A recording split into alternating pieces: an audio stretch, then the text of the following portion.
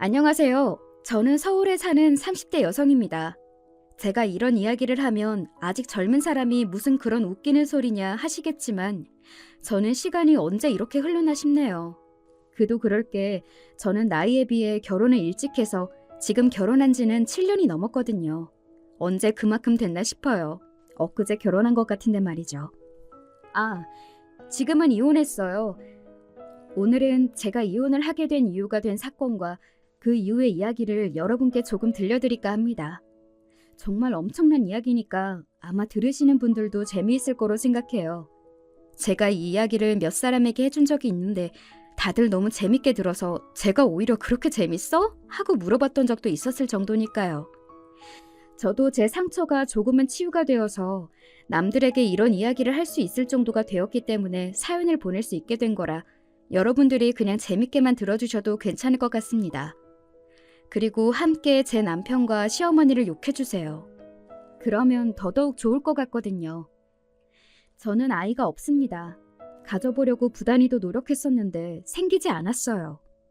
지금 와서 생각해보면 하늘도 그런 아빠와 할머니가 아이에게 생기는 건 너무하다고 생각하셔서 아이를 보내주지 않으신 건가 하는 생각이 들기도 해요.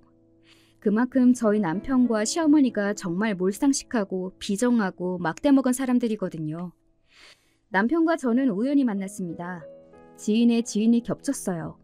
이렇게 생각하니 상당히 먼 관계네요. 만나지 말았어야 했는데 말이죠. 아무튼 남편은 첫눈에 저에게 반했었어요.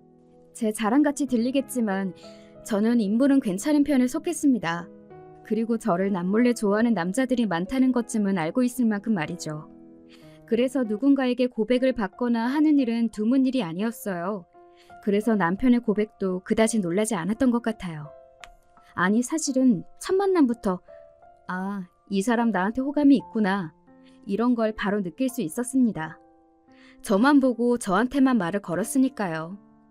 하지만 저는 그런 남편이 부담스러웠어요. 네, 솔직히 정말 제 취향이 아닌 사람이었습니다. 저는 좀 사람이 듬직하고 성실해 보이는 사람을 좋아했거든요. 그런데 남편은 누가 봐도 그런 느낌을 풍기는 사람은 아니었어요. 오히려 굉장히 날라리 같은 느낌의 사람이었습니다. 그래서 처음 몇 번은 거절했었어요. 그런데 남편은 꽤 성실하고 집요하게 저에게 고백을 해왔습니다. 그런 모습이 조금 의외이긴 했던 것 같아요. 그리고 저는 의외인 모습에 조금 약하거든요. 남편의 적극적인 대시로 우리 두 사람은 만나게 되었고 만난 지 1년 정도 지나서 청혼받았어요. 당시에 나이가 결혼하기에는 어린 편에 속했던지라 주변에서는 뭐 그렇게 결혼을 벌써 하냐는 이야기를 많이 들었습니다. 제일 예쁠 때 하는 거라 아깝다면서요. 하지만 저는 그런 사람들에게 이렇게 이야기했었어요. 제일 예쁠 때 결혼하면 좋지 않아요?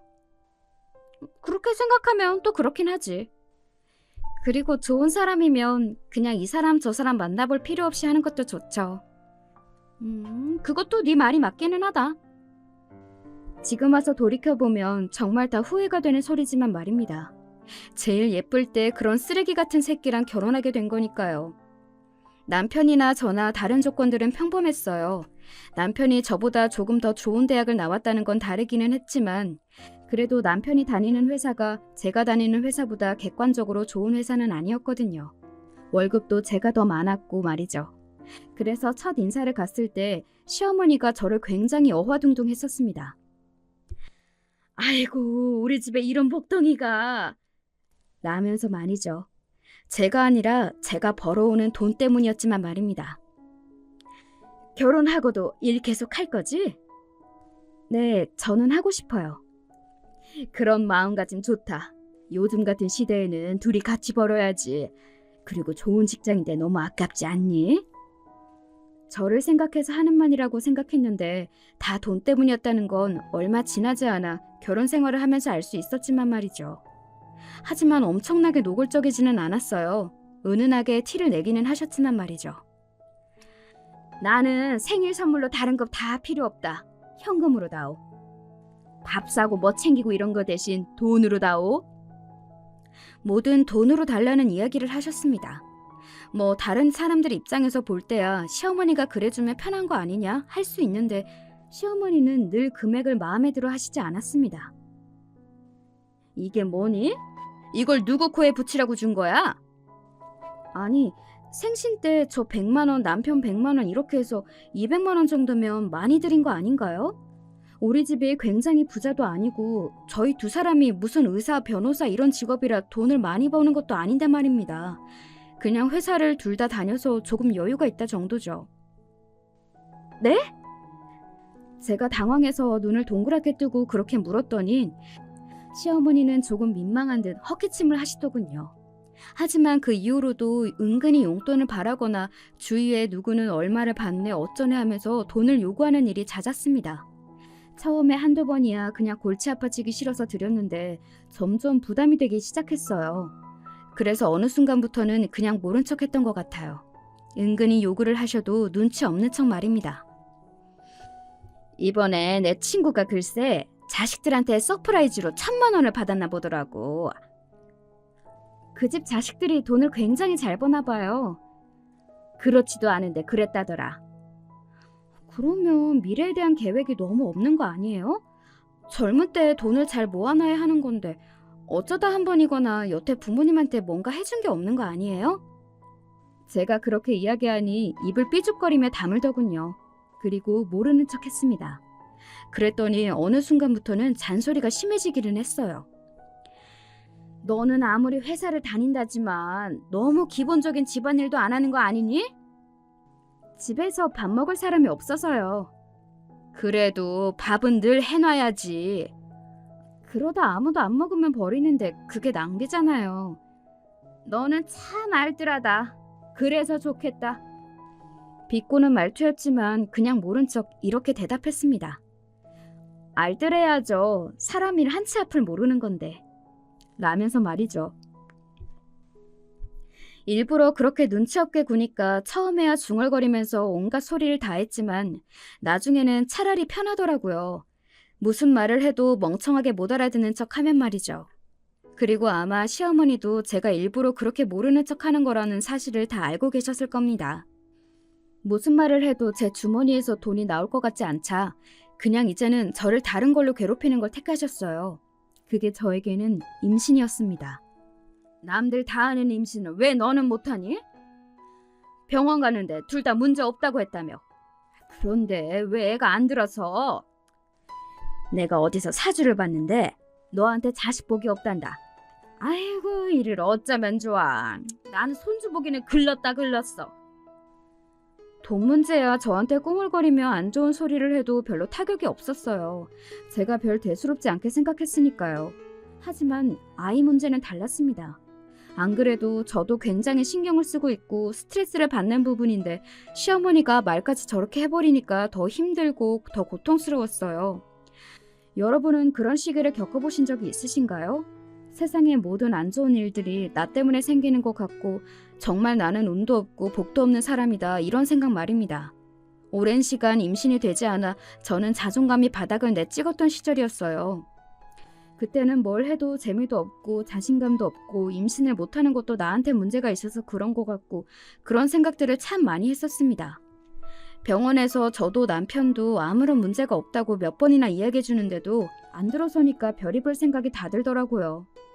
그때 왜 사람들이 종교를 믿는지, 왜 점을 보러 다니는지 그걸 처음으로 이해했던 것 같아요. 설명할 수 없이 답답한 일이 생기면 그렇게 되더라고요. 보통 사람이 그럴 때 정말 좋은 친구나 정말 좋은 가족이라면 옆에서 위로해주면서 네 탓이 아니라고 그런 말들을 해주며 위로를 해주잖아요. 하지만 시어머니는 저에게 제 탓이라고 했고 남편은 제가 그러거나 말거나 관심도 없었습니다. 남편은 딱 결혼 3년 차가 되던 시점부터 다른 사람이 되었던 것 같아요. 지금 와서 돌이켜보면 남편은 정말 실증을 잘 느끼는 사람이었던 것 같아요. 그때는 분명 다른 여자가 있거나 하지는 않았던 것 같거든요. 그냥 더 이상 저를 사랑하지 않은 거죠. 사실 결혼을 한 부부가 평생을 어떻게 가슴이 뛰는 사랑만 하고 살겠어요. 세월이 지나도 그렇다면 그건 병이죠. 그런데 그렇다고 한들 서로를 인간적으로 아끼고 좋아하는 마음은 있어야 하잖아요. 부부라면 말입니다. 하지만 남편은 저에게 그러지 않은 것 같아 보였어요. 집에서 말수가 급격하게 없어졌고 저에게 관심도 마음도 없다는 것이 티가 많이 났습니다. 무슨 말을 해도 대화가 이어지지 않았고 또 저한테는 정말 말도 걸지 않았고 말이죠. 사실 그 즈음에 이혼을 할까 하는 생각도 많이 했었던 것 같아요. 근데 또 딱히 이혼을 할 만한 이유는 없지 않아? 남편이 이혼하자고 해? 아니, 딱히 그런 말은 없어. 보통 그런 부부들은 아이가 생기면 달라지기도 하더라. 조금 더 봐봐. 사실 저는 그런 이야기는 참 많이 들었거든요. 별다른 문제는 없지만 서로에게 소홀하거나 서로에게 관심이 없는 부부들도 아이가 생기고 키우다 보면 또 달라진다고 말이죠. 아이가 생기면 정말 가족 같아진다는 이야기를 주변에서 참 많이 들었던 것 같아요. 어쩌면 그래서 그랬기 때문에 제가 아이에 더 집착을 했을 수도 있습니다. 너무 바라고 원해서 그런지 아이는 계속 들어서지 않았어요. 지금 생각하면 그게 천만다행인 일이긴 한데 그 시기에는 그게 정말 속상하고 그랬기 때문에 정말 마음고생을 심하게 했었습니다. 살이 너무 빠져서 보는 사람마다 걱정할 정도로 말이죠. 차라리 이혼하는 게 정말 제 정신건강에도 낫겠다고 생각하던 때였습니다. 결혼한 지 7년 차가 되던 해까지 아이가 들어서지 않았으니까요. 남편도 더 이상 의욕도 기대도 없어 보였어요. 게다가 시어머니는 만나기만 하면 돈 이야기 아니면 아이를 못 가지는 문제로 구박을 하셨으니까 말입니다. 어느 순간 남편과 시어머니의 태도가 확 바뀌더군요. 사실 특별한 계기는 없었어요. 그래서 당시에는 정말 의문이었던 것 같습니다. 오늘 둘이서 맛있는 거 먹으러 갈까? 남편이 어느 순간 굉장히 다정해졌어요. 마치 연애를 할 때 같이 말입니다. 그래서 이혼을 생각하던 마음도 싹 접었던 것 같아요. 그게 남편은 죄책감 때문에 그랬다는 건 뒤늦게 알게 되었지만 어쨌든 당시에는 그런 남편의 변화가 참 반가웠던 것 같아요. 남편이야 뭐 그렇다 치는데 시어머니의 태도까지 바뀌었어요. 시어머니는 저에게 잘해주는 방향으로 바뀌었다기보다는 더 이상 돈 이야기나 아이 이야기를 하지 않았습니다. 뭐 포기를 한 건지 어쩐지는 모른다는 생각을 당시에는 했던 것 같아요. 시어머니도 그래도 사람인데 매번 볼 때마다 사람에게 안 좋은 소리를 하는 게 좋지만은 않을 거라고 본인도 본인을 위해 마음을 좀 편하게 먹기로 한 거 아니냐는 생각을 했습니다. 왜 나이를 먹으면 조금 유해지는 분들이 있잖아요. 저는 저희 어머니도 그런 경우라고 생각했던 것 같아요. 전혀 아니었는데 말입니다. 두 사람의 그 시기는 아주 짧았습니다. 남편은 다시 저에게 무신경해졌어요. 아니, 그게 아니라 점점 더 저를 막대했습니다. 하루는 이런 말도 하더군요. 당신은 관리 안 해? 무슨 관리? 아니, 여자면 관리도 하고 그래야 하는 거잖아. 화장도 하고 옷도 예쁘게 입고. 당신 아가씨 때 생각하면 지금 완전 딴 사람 같아. 그런 식으로 외모 가지고 저에게 한 소리를 하기도 했고 어느 날은 이런 말도 하기도 했어요. 나 밖에서 되게 인기 많아. 그래서 뭐 바람이라도 피우겠다는 이야기야? 그게 아니라 당신 좀 긴장을 하라는 말이지. 아마 예상하던데 그때 그 상간녀가 막 남편에게 관심을 보이던 시기인 것 같아요. 잘난 여자가 자기가 좋다고 들이대던 시기였으니 자신감이 하늘을 찌를 법도 했습니다. 제가 우스워 보였겠죠. 하루하루 늙어가고 아이도 못 낳고 집에서 후줄근하게 있는 마누라가 말입니다. 그리고 그 시기도 얼마 가지 않았어요. 남편은 저에게 본격적으로 못되게 굴기 시작했거든요. 오늘도 집에 안 들어와? 요즘 바쁘다고 했잖아. 아무리 바빠도 집에까지 거의 안 들어오니까 그러지. 그냥 관심을 꺼. 어차피 우리 그냥 헤어지지 못해서 억지로 사는 거 아니었어? 당신 나랑 그랬어? 아, 진짜 지긋지긋하다. 당신 목소리 듣는 것도 짜증나니까 전화하지 마. 바쁜 사람 자꾸 뭐 하는 짓이야 이게. 저는 정말 많이 상처받았거든요. 지긋지긋하다, 목소리 듣는 것도 짜증난다. 그 어떤 막말보다 막말이라고 생각해요. 나한테 정말 정이라는 정은 다 떨어졌구나. 내가 얼굴도 보기 싫구나. 이런 생각을 하기는 했지만 그래도 불륜을 할 거라고는 생각하지 못했습니다. 그 정도의 인간 말종은 아니라고 어쩌면 그렇게 믿고 싶었는지도 모르죠. 하지만 결국에는 불륜이 맞았어요. 제가 처음 남편을 의심하게 된 건 이것 때문이었습니다. 요즘 남편 좀 한가하죠? 네? 회사에 부서 이동이 있었다던데? 그래서 좀 한가한 부서로 갔다는 것 같던데. 처음 듣는 이야기였어요. 부서 이동도 한가해졌다는 이야기도 말이죠. 오히려 요즘 너무 바빠서 집에도 들어오지 않았잖아요.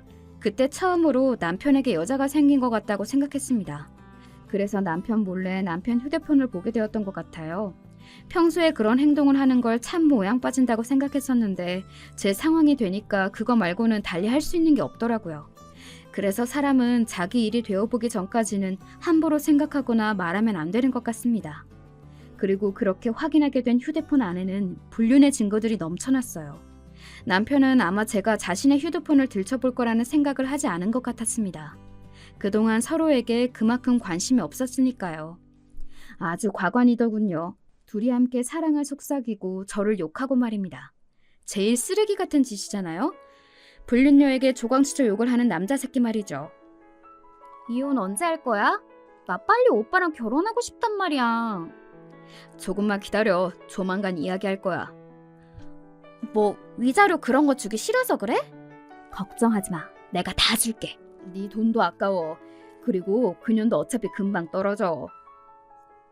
근데 오빠 부인 더럽게 눈치 없는 타입인가 보다. 남편이 바람난 것도 몰라? 원래 둔하고 눈치 없고 답답한 타입이야. 그러니까 내가 결혼하고 얼마 안 돼서 질렸지. 너랑은 완전히 다르다니까. 둘이 아주 그냥 지랄하는 중이더라고요. 비웃음이 나왔던 것 같아요. 그리고 그 대화를 보면서 한 가지 알게 된 사실이 있었습니다. 남편과 바람이 난 그 불륜의 대상이 누구인지 말입니다. 저는 남편이 바람이 났다는 사실보다 그 사실에 더 놀랐던 것 같아요. 남편이 다니는 회사의 사장 딸이었습니다. 아무리 뭐 대기업까지는 아니라고 해도 그래도 나름 이름 있는 중견기업이었어요. 그런 집의 딸이면 엄청나게 돈이 많은 아가씨일 게 분명했습니다. 게다가 남편과 나눈 대화를 보니 아직 20대인 것 같았고 말이죠. 그런 아가씨가 뭐가 모자라서 불륜을 하는지, 그것도 우리 남편 같은 남자랑 하는 생각이 들어서 그건 좀 많이 놀랐던 것 같아요. 그 모든 대화 내용을 제 휴대폰으로 옮겼습니다. 뭐 이렇게 이야기하면 저는 별로 충격을 받거나 힘들지 않았던 것처럼 느끼시는 분들도 있으실 수 있겠죠. 하지만 굉장히 힘들었습니다.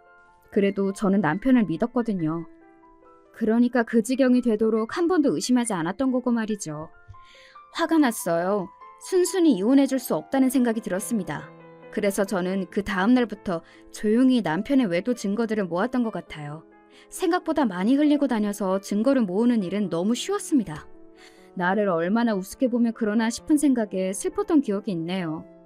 그리고 얼마 뒤에 시어머니가 저를 불렀습니다. 이혼하거라. 시어머니가 그렇게 이야기하며 저에게 뭔가를 건네더군요. 봉투였습니다. 무슨 드라마 속에서나 보던 상황을 제가 당하고 있으니 기분이 몹시 얼떨떨했습니다. 갑자기 그게 무슨 소리세요? 내가 봤을 때 니들 둘 사이에는 더 이상 아이가 들어설 것 같지도 않고 대면대면 하자니 그냥 갈라서고 각자 새 출발하는 게 아무래도 낫겠다 싶어. 제가 조용히 시어머니가 준 봉투 속의 돈을 확인했어요. 1,000만 원짜리 수표 5장이 들어있더군요. 직감적으로 알 수 있었습니다. 아, 시어머니는 남편의 외도를 알고 있다. 그리고 그 여자가 부잣집 여자라는 것도 알고 있다고 말이죠. 돈을 그렇게 끔찍하게 생각하시는 분이 5,000만 원이나 되는 돈을 저에게 턱하고 줄 수 없다고 생각했거든요. 시어머니는 그럴 수 있는 사람이 아니었습니다. 저는 다른 뭔가를 확인하는 척하며 조용히 휴대폰의 녹음 기능을 눌렀어요. 그리고는 이렇게 말했습니다. 어머니도 아시나 봐요? 제 그 말에 시어머니가 화들짝 놀라는 게 보였습니다. 뭐를? 어머님 아들 바람난 거, 그것도 부잣집 딸이랑.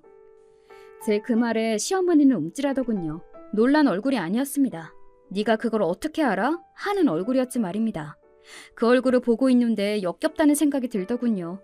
누굴 바보 취급을 하면서 고작 5,000만 원으로 치워버릴 생각을 한 게 화가 났습니다. 아니, 돈을 떠나 이런 취급이 화가 났다고 보는 게 더 맞겠죠. 네가 그걸 어떻게... 어머니나 어머니 아들은 저를 무슨 바보 등신으로 아나봐요? 저 어머니 아들보다 더 좋은 대학 나온 사람이에요. 더 많이 배웠다고요. 제 그 말에 시어머니는 일단 입을 다물더군요. 제가 알고 있다는 걸 안 이상 다른 방법을 생각했어야 했을 테니까요. 저는 그런 시어머니를 가만히 보다가 웃으면서 말했습니다. 이혼 못 해줘요. 왜? 어머님 같으면 억울해서 이런 취급받고 이혼하겠어요? 그리고 저 이미 증거 많아요. 그 연놈들이 주고받은 문자 같은 것도 다 있고요.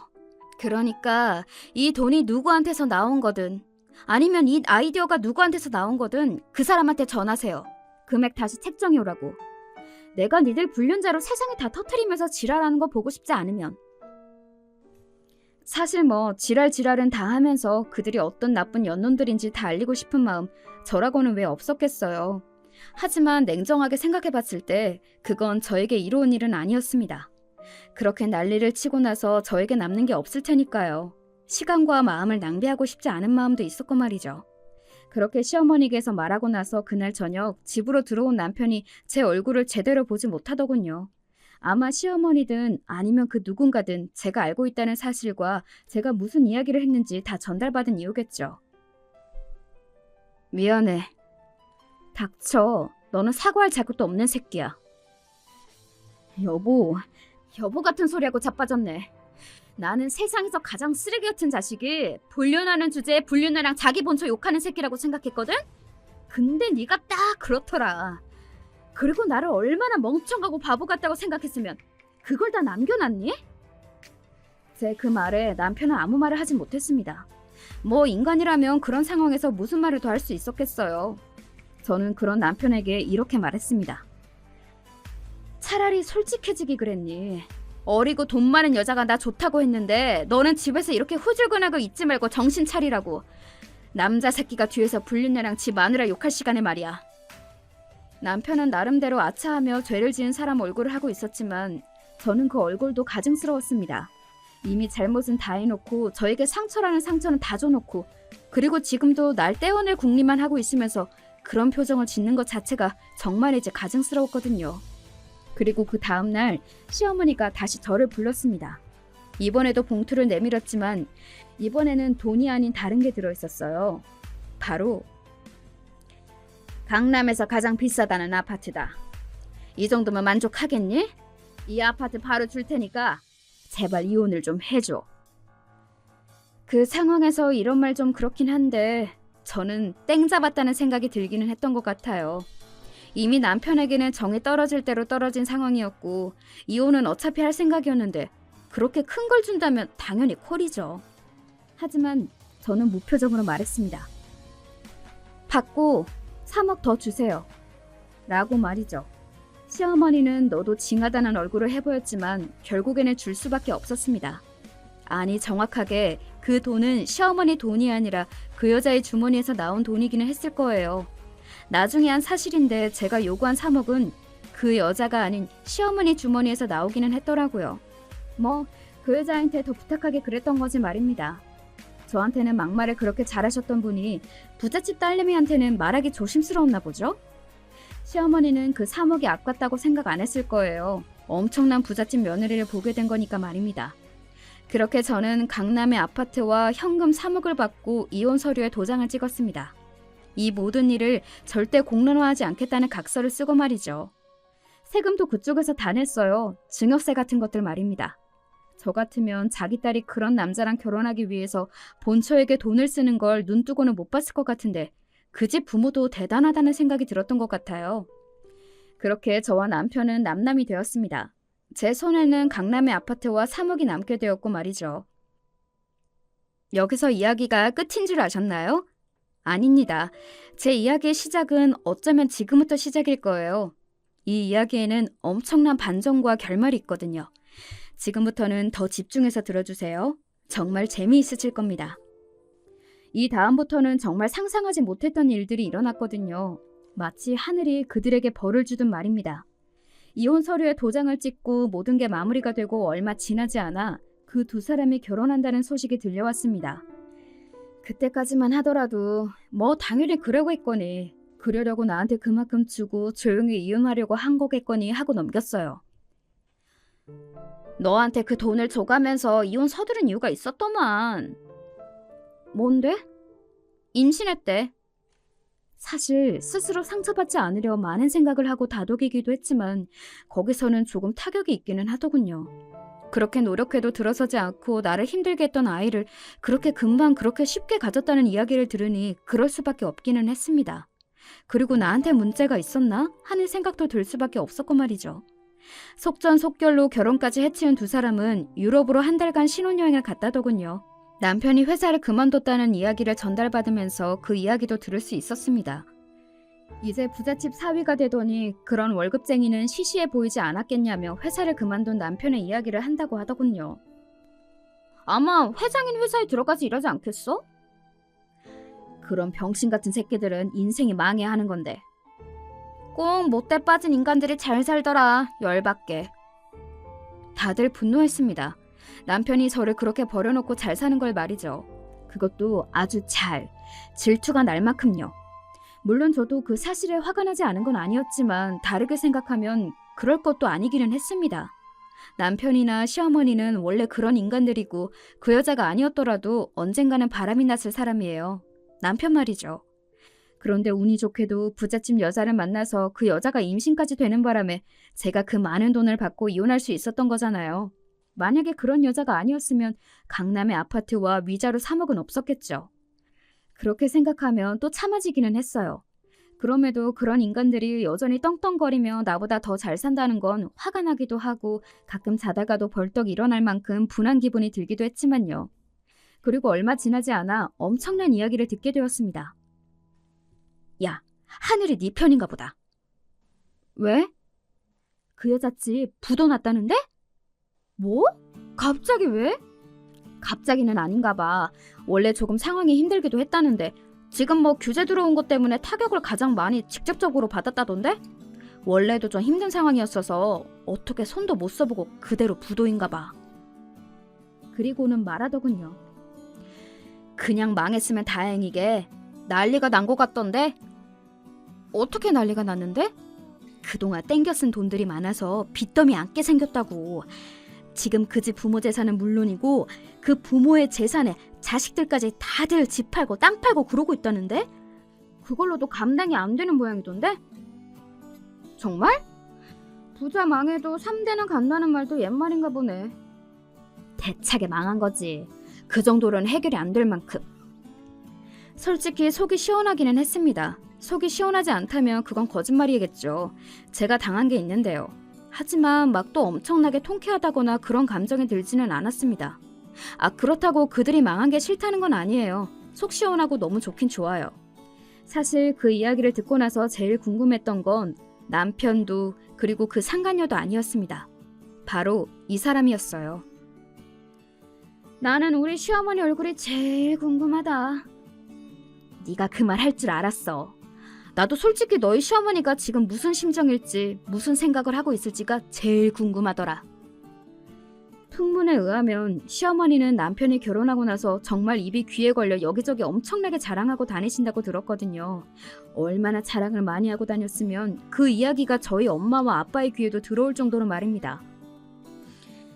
네 시어머니가 주변에 새며느리 자랑을 그렇게 하고 다닌다는데 그 여편녀는 양심이라는 게 없는 사람이니? 이혼을 한 지 얼마나 됐다고 그래. 그리고 그 둘이 불륜한 거 모르는 사람이 없는데. 원래 그런 사람이니까 너무 화낼 필요 없어. 그리고 자랑을 하고 다닐 거면 자랑만 하고 다니지. 전 며느리 욕은 왜 하고 다니는 거야?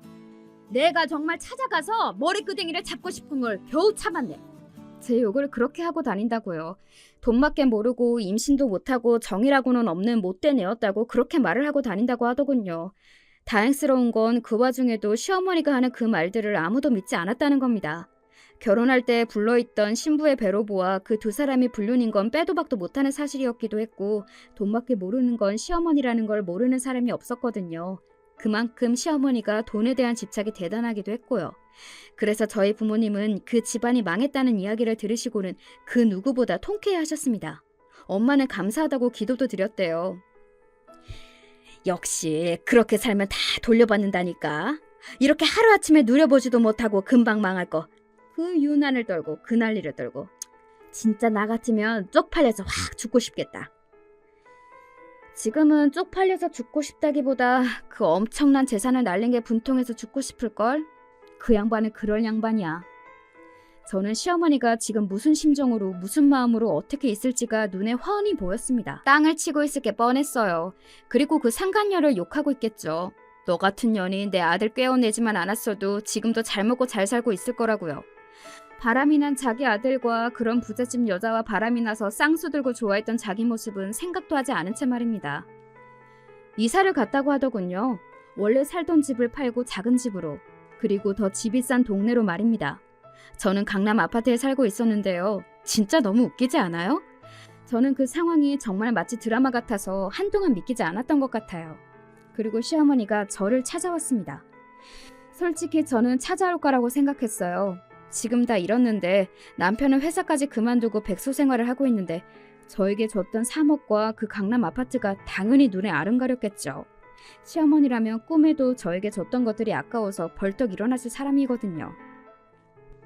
내가 전해줬던 그 돈이랑 아파트. 정확히는 돈만 어머님이 주신 거죠. 그 아파트는 그 여자가 해준 거 바보가 아닌 이상 다 알 거라고 생각 못하세요? 어쨌든 그거 왜요? 다시 돌려줘. 시어머니의 그 뻔뻔함에 정말 웃음이 나왔던 것 같아요. 정말 말 그대로 웃겼습니다. 비웃으려는 의도나 생각 이런 거 없이 그냥 순수하게 웃음이 터져 나왔어요. 예상한 대로 이야기하고 있는 시어머니도, 그리고 아무리 예상을 했다지만 그렇게 사람이 뻔뻔할 수 있다는 것도 모두 다 말입니다. 장난하세요? 장난 같아 보이니? 제가 그걸 드릴 거로 생각하세요? 준 사람이 달라고 하면 돌려줘야지. 이렇게 멍청하신 분이었어요? 아니면 돈이 사람을 이렇게 만드는 거예요? 그런 제 말에 시어머니는 잠시 입을 꾹 다물더니 저를 노려봤습니다. 법대로 하세요. 저는 한 푼도 못 드려요. 제가 받은 상처, 지난날 어머니한테 받은 학대, 뭐 기타 등등 모든 것들에 대한 보상이었고 법적으로 절차도 다 끝난 완벽한 제 재산이에요. 아무리 소송을 걸고 난리를 떠셔도 한 푼도 가져가실 수 없겠지만 뭐 그런 바보 같은 허튼 짓 하고 싶으시다면 말리지는 않을게요. 어디까지 나락으로 떨어지실지 저도 궁금하네요. 제가 그렇게 이야기하자 시어머니 얼굴이 화로 벌겋게 달아오르더군요. 이 못된 것! 사실 자기 말이 자기도 말이 안 된다는 걸 스스로 그 누구보다 잘 알고 있었을 겁니다. 하지만 그 돈을 생각하면 잠을 잘 수도 먹을 수도 없었겠죠. 그러니 이런 억지를 부리는 거라고 말이죠. 다른 할 말이 없으니 못된 년이라는 등, 너는 우리가 불쌍하지도 않다는 등 그런 논리적이지 못한 말들로 어거지를 부리는 거였고요. 저는 이런 한 장 당신네한테 줄 생각 없으니 돌아가세요. 그리고 한 번 더 찾아오시면 정말로 경찰에 신고할 겁니다. 저는 해요. 아시겠어요? 그리고 그 자리에서 일어섰습니다. 뒤에서 저를 욕하는 시어머니의 목소리가 들려왔어요. 정말이지 악이라는 악은 다 쓰더군요. 원래도 망가져 있던 사람이었지만 모든 걸 잃은 망가진 사람은 말로가 저렇게 추하구나 하는 생각이 들었던 것 같아요. 그 부잣집 여자였던 상강녀가 조산했다는 이야기를 전해들었습니다. 뭐 본인도 스트레스가 크기는 했겠죠. 평생을 부잣집 딸로 살다가 지금 한순간에 돈도 없고 백도 없고 게다가 구박까지 받는 상황이 되었으니 말이죠. 시어머니가 그녀를 엄청나게 탓하고 구박하고 있을 거라는 건 보지 않아도 듣지 않아도 알 수 있었습니다. 보나마나 네가 내 아들 신세를 망쳤느니 하면서 고래고래 소리를 지르고 있겠죠. 저에게 했던 것처럼 말입니다. 다 업보라고 생각해요. 불쌍한 마음이 단 하나도 들지 않고요. 그리고 또 얼마 지나지 않아 이런 이야기를 들을 수 있었습니다. 결국에는 집 팔고 시댁으로 들어갔대. 시어머니랑 같이 산다고? 그 정도로 한 푼도 없이 쫄딱 망했어? 망한 정도가 아니라니까. 그 집 부모님은 지금 전국을 돌아다니면서 빚쟁이들한테 도망다니는 신세가 됐고 자식들 찾아가서 돈 달라고 하도 지랄하니까 어쩔 수 없이 집도 판 거지. 용케 안 쫓아내고 같이 사네? 안 그래도 나가라고 그랬는데 자기는 죽어도 못 나간다고 그랬다던데? 그 상간녀가? 오, 그 상간녀도 거기 나가면 갈 곳 없다는 거 아니까 죽어도 거기 붙어 있으려고 하는 거지. 게다가 애도 낳았고. 와, 그 노인네 복장 뒤집어졌겠다. 복장만 뒤집어져? 지금 뒤로 넘어가기 직전이라더라. 정말 궁금해서 들여다보고 싶어질 정도였어요. 그 상간녀와 시어머니가 한 집에서 사는 모습 말입니다. 난리도 그런 난리가 없을 것 같았거든요. 그 인간은 취직은 했대? 네 전남편? 아니, 그 회사 나올 때 별 지랄을 다 하고 나오기도 했지만 소문도 이미 다 난 마당에 누가 그만큼 빚 있는 사람을 쓰려고 하냐? 회사 입장에서도 골치 아프지, 그런 직원 데리고 있는 건. 그러면 집에서 놀아? 돈을 벌어야 할 거 아니야. 여기저기 아르바이트 이런 거 하다가 그마저도 적성에 안 맞는 건지 아니면 그 와중에 자존심이 상하는 건지 안 하고 지금은 집에 틀어박혀서 술이나 마신다고 하더라. 정말 답도 없다, 답도 없어. 남의 인생을 보고 또 돌아가는 상황 이야기를 듣고 그 정도로 답이 없다고 생각해 본 적도 없었을 겁니다. 제 이야기가 아니고 이제는 저랑 상관도 없는 사람들 이야기인데 듣는 것만으로도 속이 답답해져 오더군요. 그러게, 바람 안 피우고 너랑 잘 살았으면 이런 일 당하지도 않잖아. 그럼 그건 내가 불쌍하지. 그런 인간이랑 계속 살았어야 한다는 건데. 그건 또 그렇네. 그리고 그 이후로는 지인들에게 더 이상 저에게 남편과 시댁의 이야기를 전달해주지 말라고 했어요. 이제 그들이 대차게 망한 걸 알았고 답도 없는 삶을 사는 걸 알았으니 그걸로 되었다고요. 더 이상의 이야기는 전달받고 싶지 않았습니다. 왜 그런 기분이 들었는지는 모르겠지만 그렇더라고요. 물론 업보가 돌아가길 그 누구보다 간절하게 원했었고 그리고 망했다는 이야기를 들었을 때도 정말 속이 시원하기는 했지만 그렇게 말도 안 되게 망하고 상황이 힘들어졌다는 이야기는 마냥 반갑거나 하지는 않았던 것 같아요. 물론 그렇다고 불쌍하거나 안 됐다거나 그런 생각이 드는 건 절대 아닙니다. 그리고 제가 받은 돈들을 단 한 푼도 돌려줄 생각이 없고요. 그건 당연한 건데 그냥 그런 마음이 들었어요. 그리고 또 한동안은 잊고 살았습니다. 어차피 이제는 제 눈에는 보이지 않는 사람들이고 또 이야기도 전달받지 않으니 그냥 잊어지더라고요. 여보?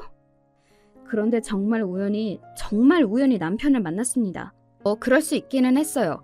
제가 친구 집에 놀러 가는 길이었는데 뭐라도 하나 사갈까 싶어서 마트에 갔었거든요.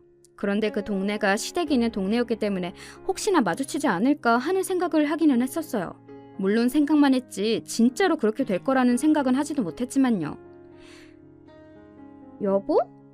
그리고 남편은 혼자가 아니었습니다. 옆에 아마 그 상간녀인 그 여자가 서 있었습니다. 그 여자로서는 이제 자기 남편인데 저한테 여보라고 부르는 이 상황이 반갑지만은 않았겠죠. 게다가 저를 떼어내려고 그 비싼 강남의 아파트까지 줘가면서 이혼시킨 여자를 자신이 쫄딱 망한 상황에서 마주치는 게 얼마나 자존심이 상했을지 저는 상상조차 되지 않아요. 그게 아니고 전부인이세요? 그 상간녀가 저를 향해 묻더군요.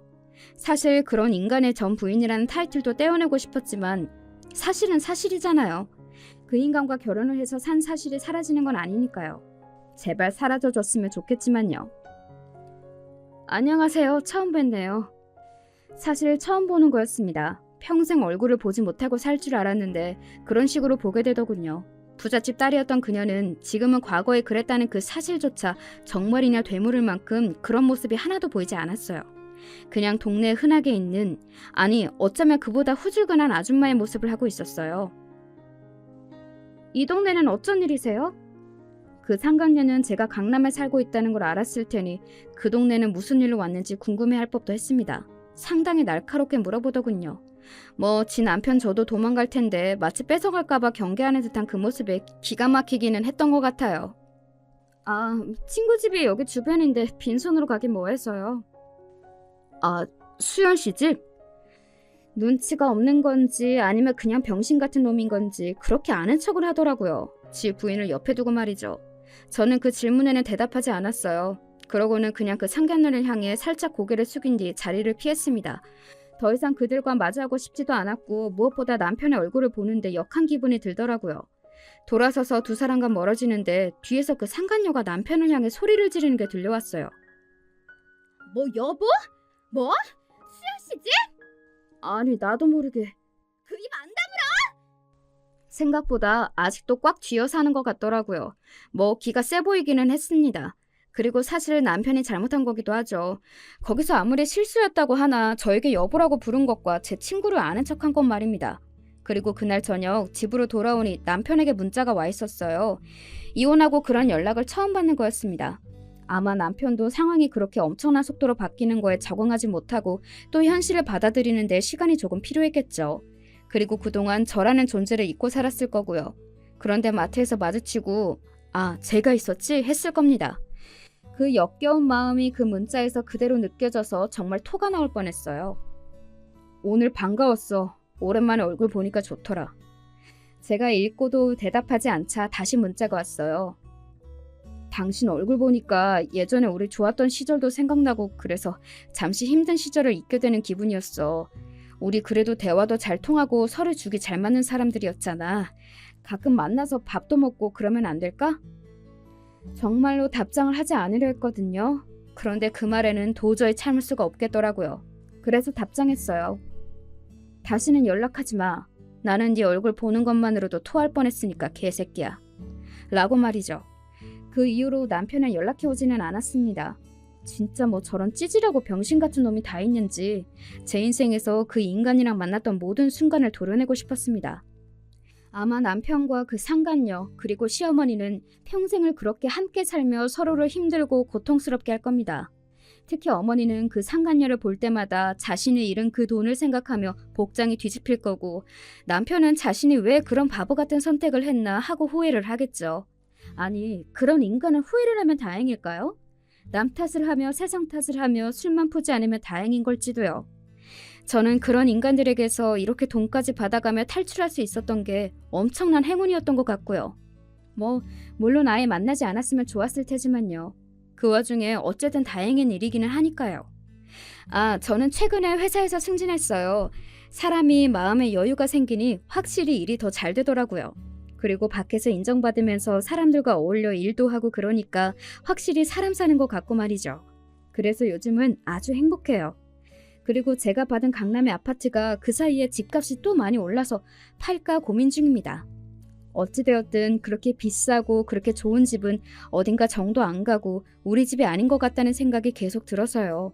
만약에 집을 팔게 되면 그 이후에 제 통장에 찍힐 돈을 보면서 또 나는 정말 잘 탈출했구나 하는 마음이 들 것 같네요. 제 이야기는 여기까지입니다. 사람의 인생이라는 게 한치 앞을 모른다지만 이 정도로 스펙타클하게 변하는 것도 드문 일이기는 할 것 같아요. 그리고 이 정도로 한순간에 처지가 바뀌게 되는 일도 말입니다. 이혼 서류에 도장을 찍을 때만 하더라도 이런 미래는 단 한 번도 상상해 본 적이 없었거든요. 이 사연을 마지막으로 저는 이제 과거를 모두 털어내고 행복하게 살려고 합니다. 물론 지금도 행복하지만 완전히 다 털어내고 싶거든요. 남편과 시어머니를 말이죠. 원래는 그러지 않았는데 요즘은 보너스를 받으면 저를 위해서 비싼 가방이나 옷도 사고 그러거든요. 자신이 자신에게 선물을 하는 것도 정말 중요한 것 같아요. 그러면서 또 삶의 동력을 얻기도 하고 또 나 열심히 잘 살고 있구나 하는 생각이 들면서 자존감도 높아지더라고요. 그날도 그 상간녀가 저를 아래 위로 훑었었어요. 제가 비싼 가방을 들고 비싼 옷을 입고 있었는데 아마 그녀는 알아봤을 겁니다. 그리고 분했을 거고요. 그것도 생각이 나네요. 저는 이제 그만 이야기를 줄이겠습니다. 어떻게 들으셨나 모르겠어요. 저는 솔직히 쓰면서 조금 재미있었던 것 같기는 합니다. 워낙 엄청난 이야기라 그런지는 몰라도 말이죠. 부디 들어주시는 많은 분도 제 이야기가 흥미로웠기를 바랍니다. 요즘 주변에 여름 감기 걸린 사람들이 많더라고요.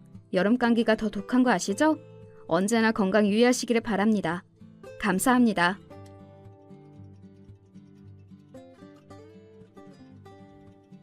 저는 충청도 지역에서 태어나고 자랐습니다.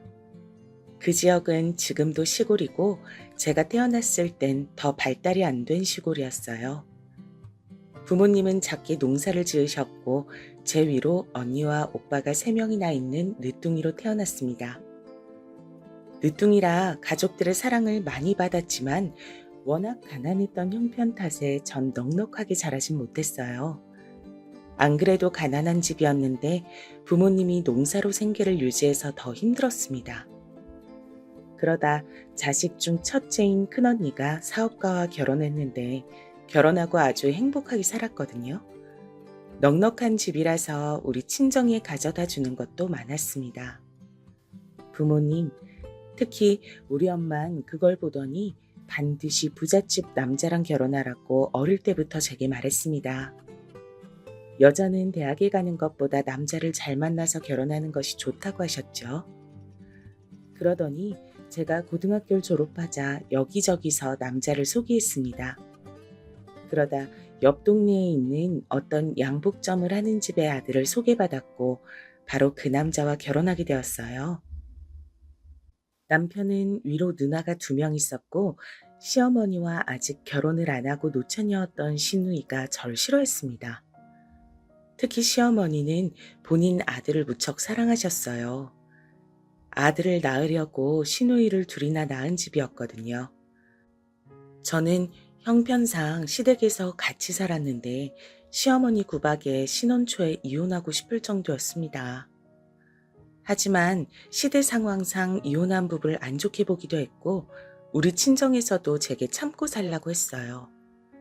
시어머니는 다른 것보다 밥에 굉장히 예민한 사람이었습니다.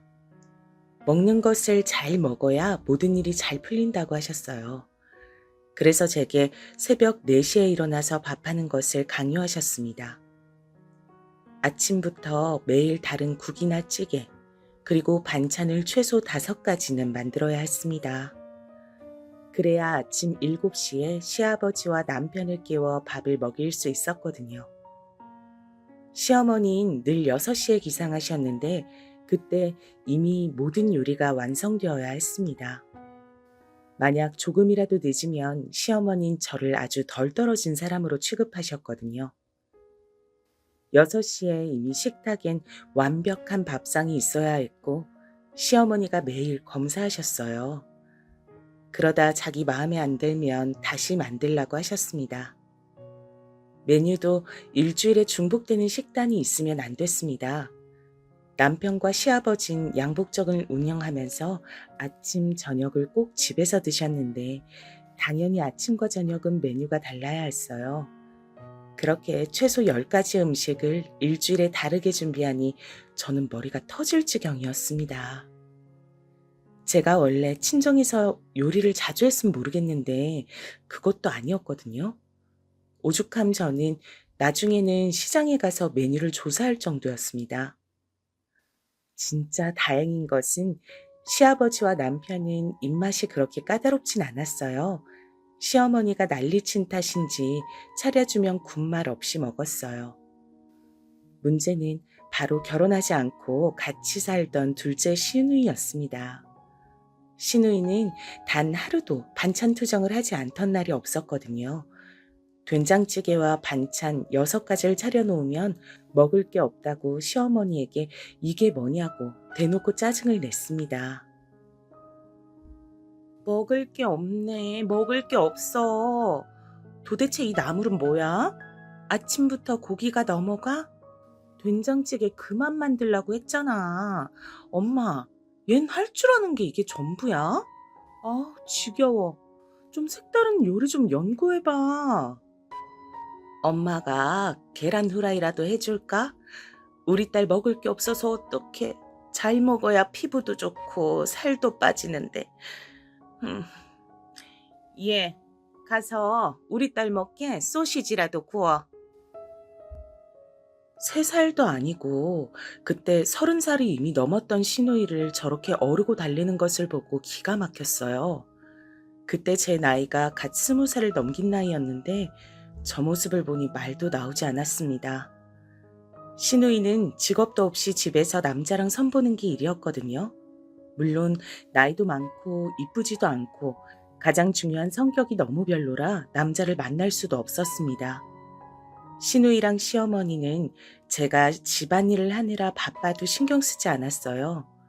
오히려 소파에 누워 과자를 먹으면서 제게 리모컨을 가져오라고 시켰습니다. 오전에 설거지하고 빨래를 하고 겨우 숨을 돌리려고 하면 시누이는 과일을 가져오라고 했죠. 그러다 심심하면 제게 재밌는 이야기가 없냐고 말동무까지 시켰어요.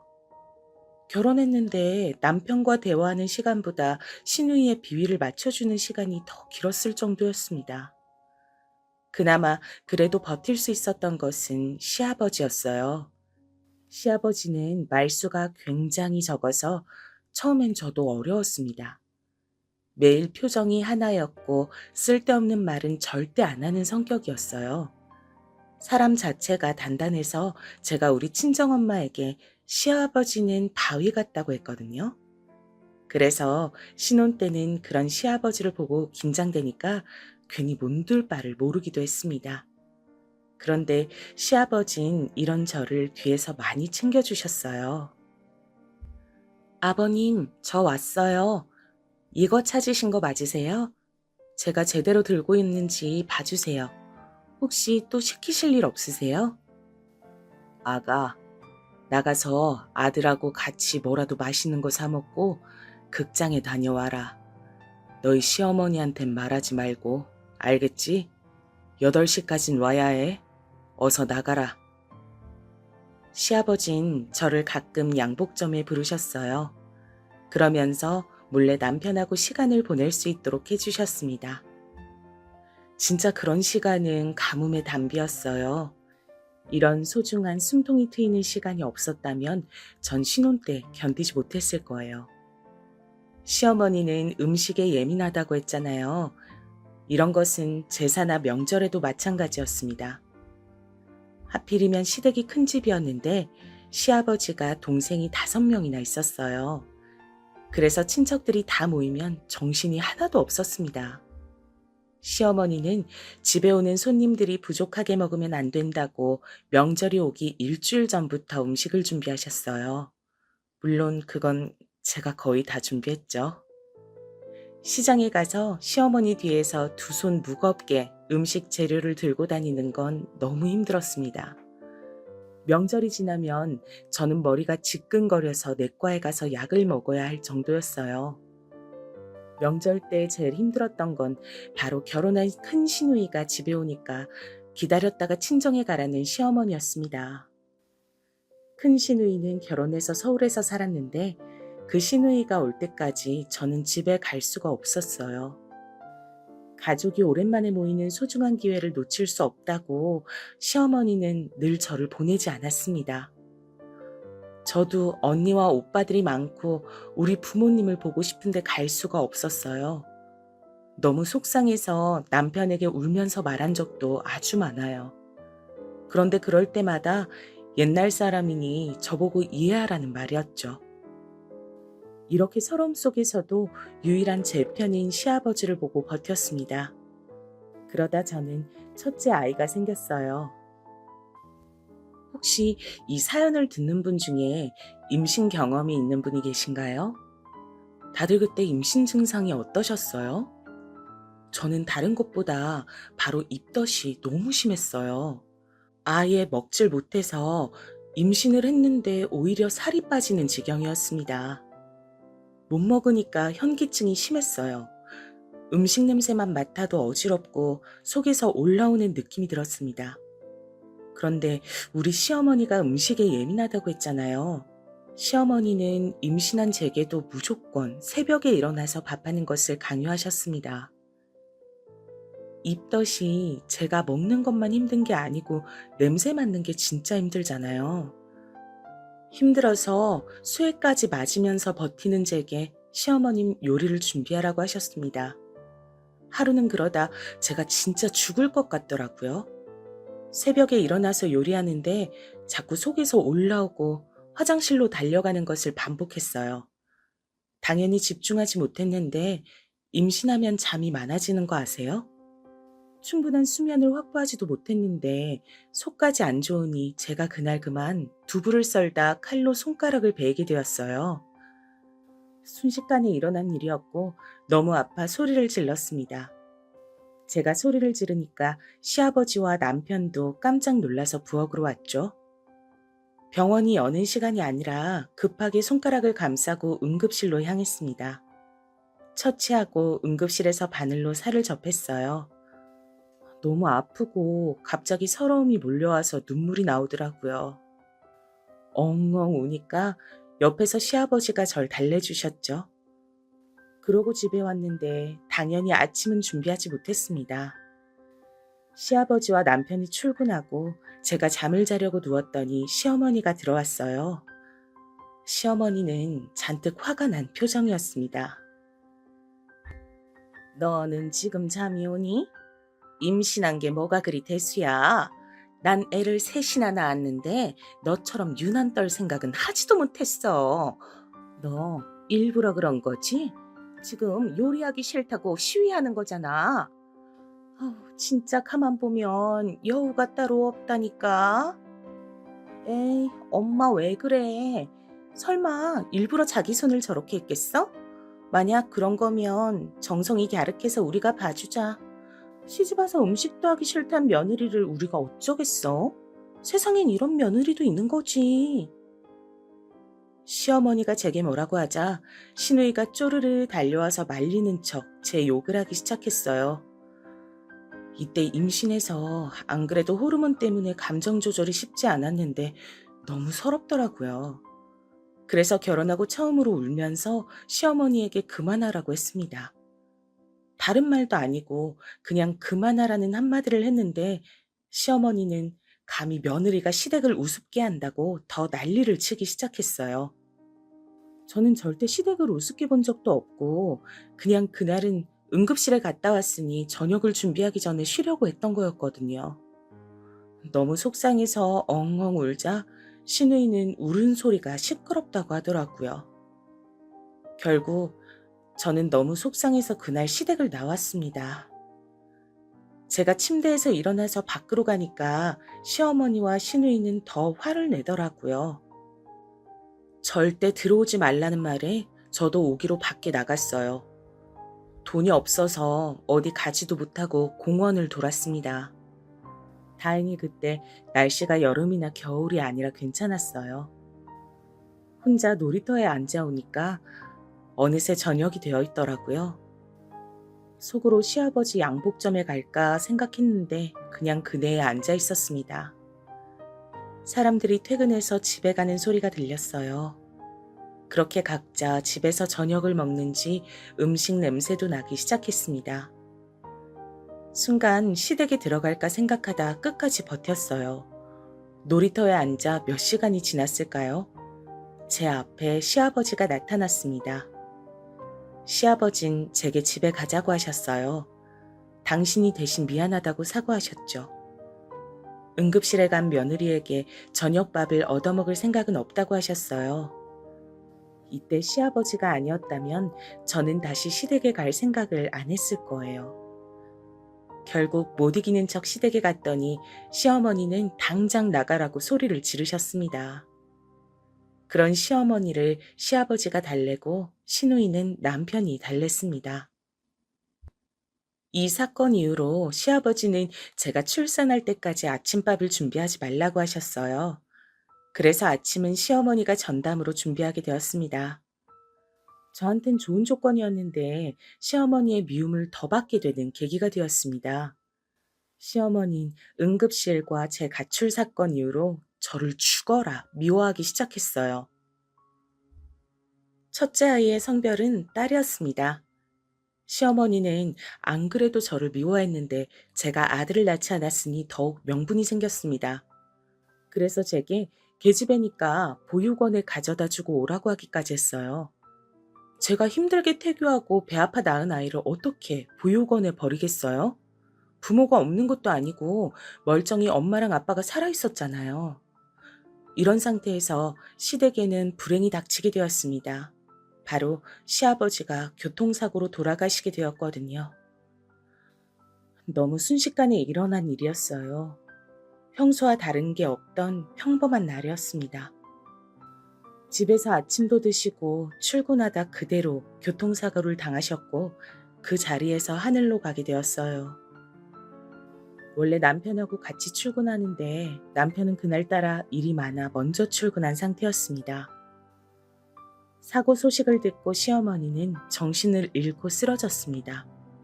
저도 어안이 벙벙해서 딸을 안고 병원으로 달려갔어요. 제 유일한 버팀목이던 시아버지가 쓰러진 걸 보고 저는 너무 슬펐어요. 장례식장에서 눈물이 멈추질 않았습니다. 시아버지가 없으면 제가 누굴 보고 견디겠어요?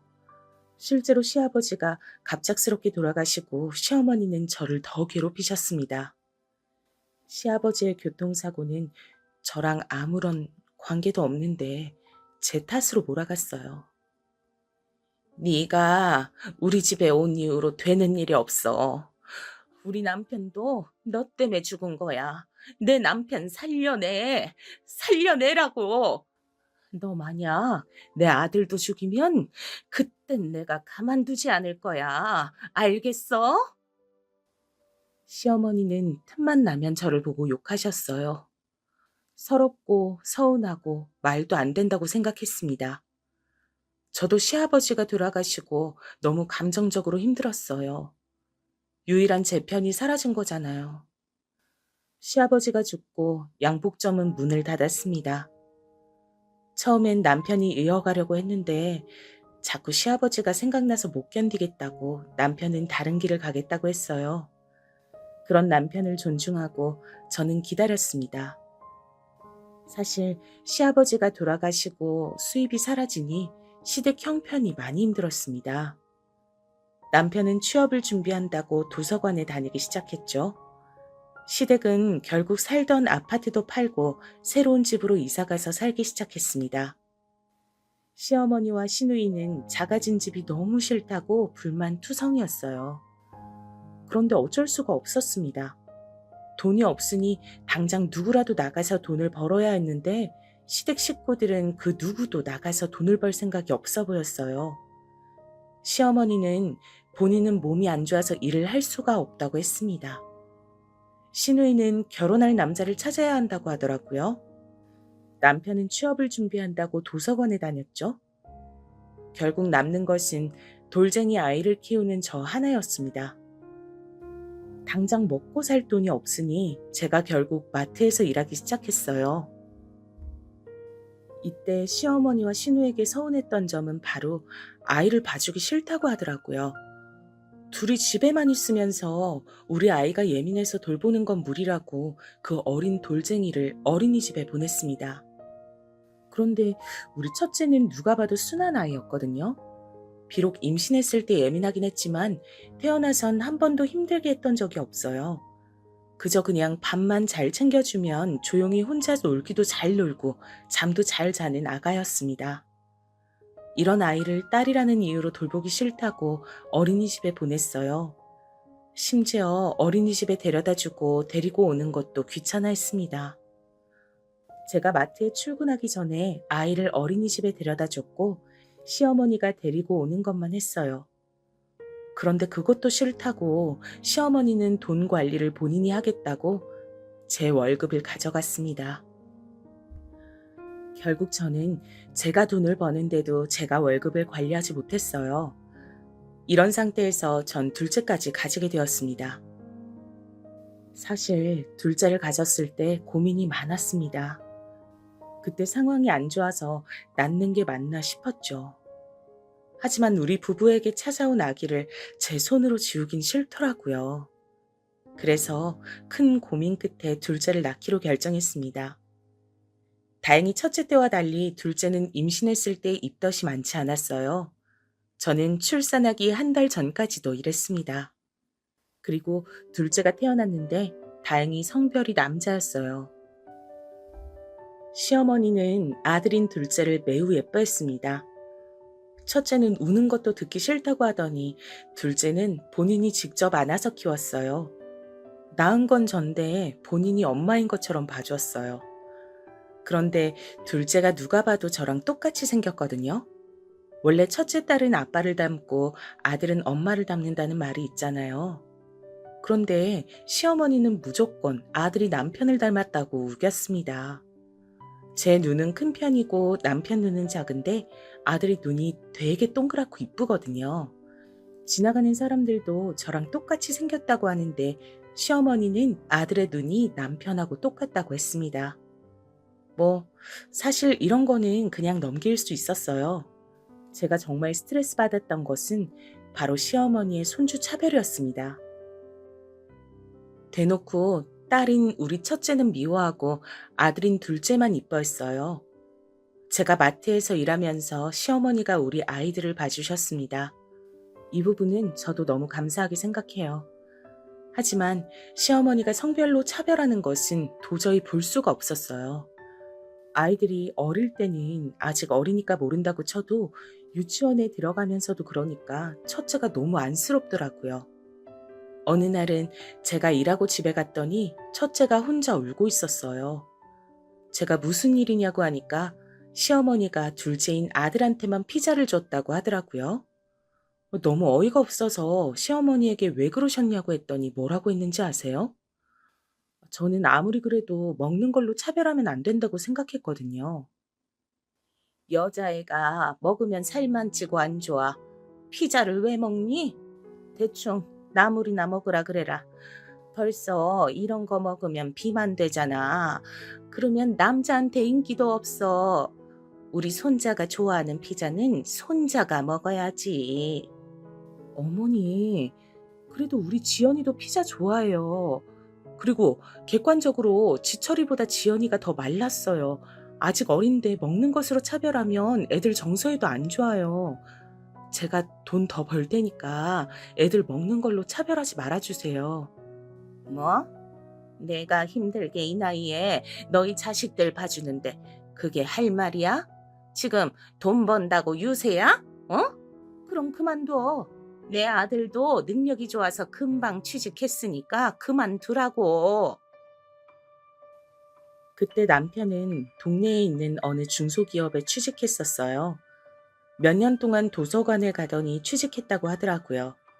저도 마트에서 일하는 걸 그만두고 싶었는데 현실적으로 애가 둘이고 시어머니도 모시고 살고 무엇보다 시누이가 그때까지도 결혼하고 있지 않았어요. 그래서 집에서 현실적인 생활비가 정말 많았습니다. 그래서 저도 집에서 아이들을 돌보고 싶어도 그럴 수가 없었어요. 시어머니는 제가 첫째도 챙겨달라고 하면 매번 화만 내셨습니다. 첫째에게 너무 미안했습니다. 그러다 사건이 또 터지게 되었습니다. 아이들이 학교에 들어갔을 때 일어난 사건이었죠. 드디어 집에서 노처녀로 있던 둘째 신우가 결혼하게 되었거든요. 선을 몇 번을 보더니 결국 어떤 남자와 식장을 잡았다고 했습니다. 저는 그 말을 듣고 진심으로 기뻤습니다. 시누이라도 나가면 생활비가 줄어드니까요. 실제로 시누이는 집에서 일도 안 하고 남편과 제가 버는 돈으로 다 생활했습니다. 일하러 나가는 모습을 본 적도 없어요. 그런 시누이가 결혼한다니까 저는 진심으로 축하했습니다. 그런데 시어머니가 제게 뭐라고 했는지 아세요? 전 처음에 듣고 제가 잘못 들은 줄 알았습니다. 어찌나 뻔뻔하고 당당하게 말하는지 너무 어이가 없었어요. 우리 딸 결혼하니까 너희 부부가 1억을 줘라. 나는 모은 돈이 없으니까 너희가 대출을 받아서 줘. 늦은 나이에 결혼하는 거라 혼수나 예물에 드는 돈이 많네. 알겠지?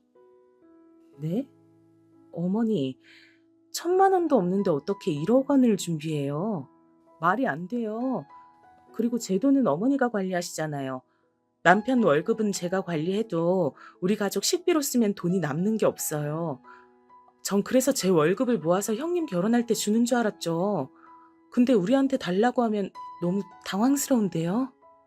뭐? 너는 돈을 얼마나 헤프게 쓰는 거야? 우리 아들이 얼마를 버는데 나한테 주는 돈 그게 뭐 얼마나 된다 그래? 누가 보면 네가 월에 300은 버는 줄 알겠다. 겨우 100만 원 벌면서 그걸 모으라고? 말이 되는 소리를 해라. 시어머니는 너무나도 당당하게 시누이가 결혼할 때 1억을 달라고 하셨습니다. 근데 저는 돈이 없었어요. 제가 마트에서 일하면서 받는 돈은 시어머니가 관리했고 전 남편의 월급을 관리했었거든요. 집에 드는 생활비는 우리가 감당했기 때문에 전 제 월급을 시어머니 개인 용돈으로 드렸거든요. 어차피 제가 일하면서 아이들을 봐주시니까요. 그래서 남편의 월급은 진짜 시댁의 생활비를 내면 남는 것이 하나도 없었습니다. 그런데 이런 우리에게 1억을 달라고 하니까 어이가 없었죠. 남편에게 말했더니 뭐라고 했는지 아세요? 최대한 대출을 받아서 해결하자고 하더라고요. 대출을 받으면 그 이자도 우리가 내는데 전 너무 상황이 답답했습니다. 신우이가 그 나이를 먹고 경제 활동을 안 해서 돈을 모으지 않은 게 잘못이잖아요. 그런데 시댁에선 제가 이상한 사람이 된 기분이었어요. 신우이는 거기서 우리가 돈을 주면 웨딩드레스를 더 이쁜 것으로 고르고 혼수를 최고급으로 고르겠다고 고맙다고 하더라고요. 주겠다고 확정도 안 했는데 벌써 설레발로 저러는 걸 보고 기가 막혔습니다.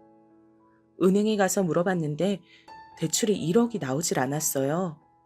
없는 돈을 달라고 하니 할 말이 나오지 않더라고요. 시어머니는 계속 왜 돈이 없냐면서 제게 가계부를 가져오라고 호통까지 쳤습니다. 저는 그런데 오히려 아끼는 것으로 유명한 사람이었어요. 애들 학교 친구들 엄마들도 알 정도였습니다. 돈이 아까워서 모임도 안 나가는 사람이 저였거든요. 시어머니가 제가 사치가 심하다고 하니까 너무 속상했습니다. 돈이 없으니 당연히 시누이 결혼할 때 1억은 주지 못했지만 눈치가 보여서 결국 300만 원을 마련해서 주었어요. 우리 친정 일에도 이렇게 큰 돈을 줬던 적이 없는데 속상했습니다. 시어머니는 항상 남편과 우리 아들이 우선이었어요. 시누이 결혼식이 있고 얼마 지나지 않았을 때 사건이 또 발생했습니다. 바로 고향에 있던 우리 엄마가 많이 아파서 병원에 입원하셨다는 소리를 들었어요. 원래도 몸이 안 좋았는데 나이가 들면서 여기저기 안 아픈 곳이 없더라고요. 엄마가 입원했고 또 상태가 너무 안 좋아서 고비라는 말에 저는 서둘러서 짐을 챙겼습니다.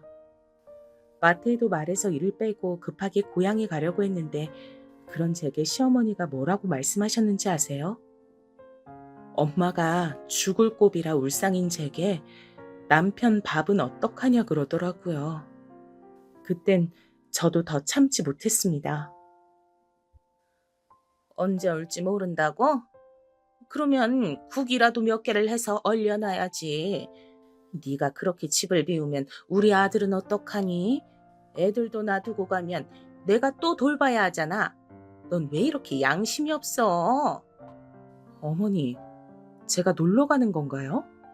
우리 엄마가 아파서 지금 생사를 오간다는데 밥을 할 시간이 어딨어요. 남편도 사지 멀쩡한 성인인데 알아서 먹겠죠. 아니면 어머니가 좀 해주세요. 그러면 되겠네요. 뭐? 아이고, 이제 나를 잡아먹으려고 하네. 넌 어떻게 마음에 드는 구석이 하나도 없니? 아주 시어머니한테 말하는 태도 봐라. 네 엄마가 그렇게 가르치디? 어? 어머니야말로 며느리한테 왜 이러세요? 저도 이제껏 많이 참았어요. 제가 그동안 얼마나 참았는데 저한테 이러세요. 우리 엄마 죽는 것도 그럼 못 보고 당신 아들 밥 차려줘야 돼? 어? 저는 말하다 보니 순간 화를 억누르지 못했습니다. 노예처럼 시어머니에게 월급을 주고 일을 했는데 저런 소리를 들으니까 화가 속에서 올라왔거든요. 제가 저렇게 말하자 시어머니는 갑자기 머리가 아프다고 그 자리에서 주저앉았어요. 그러더니 본인 손으로 핸드폰을 들더니 119를 불렀습니다.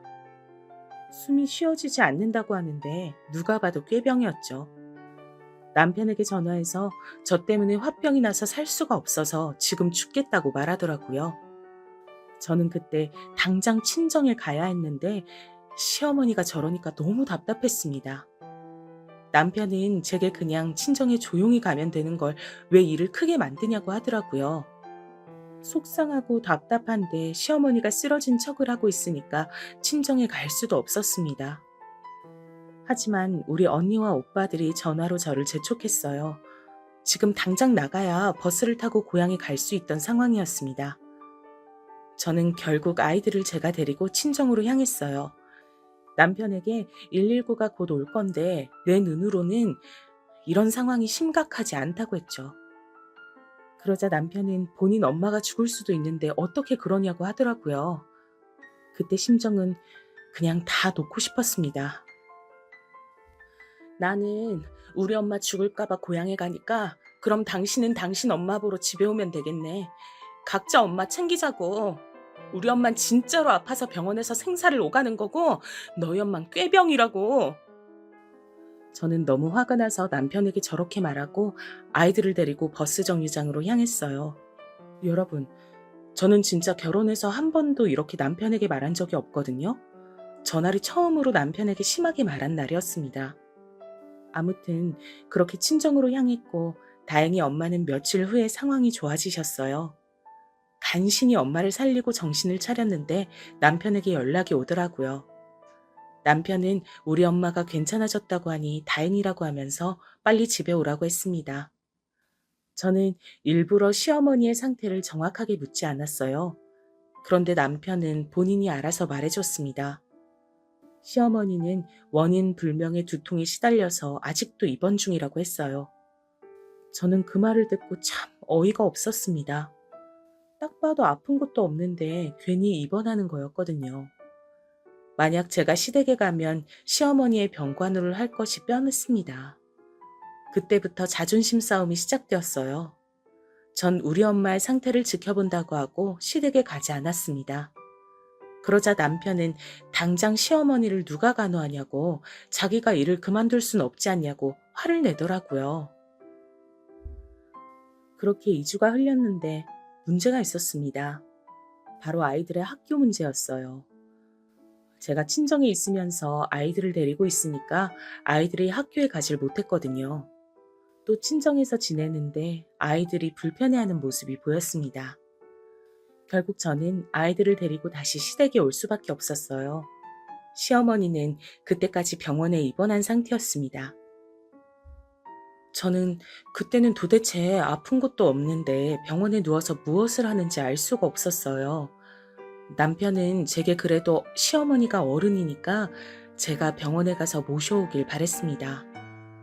이 문제로 남편하고 얼마나 싸웠는지 몰라요. 저는 어차피 꾀병인 거 당신도 아니까 가서 직접 데리고 오라고 하고 남편은 시어머니가 저렇게 된 이유가 저 때문이라고 하더라고요. 며칠을 그렇게 싸우는데 아이들이 우리 눈치를 보는 것이 느껴졌습니다. 그 모습을 보고 저는 순간 머리를 한 대 맞은 기분이었어요. 그리고 가정의 평화를 위해 제가 시어머니를 모시러 병원에 직접 갔습니다. 병실에 누워있던 시어머니는 저를 보더니 이겼다는 표정을 짓더라고요.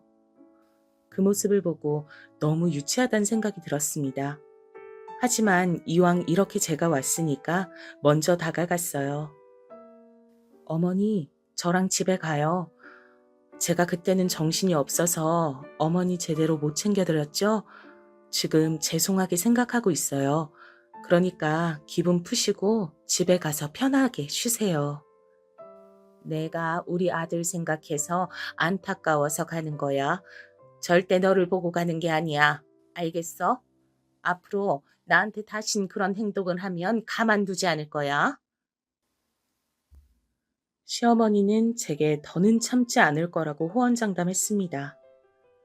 저는 사실 지칠 대로 지친 상태라 알겠다고 하고 데리고 왔어요. 그리고 저는 마트 일을 그만뒀습니다. 어차피 친정에 있을 때 이미 마트에 말한 뒤였어요.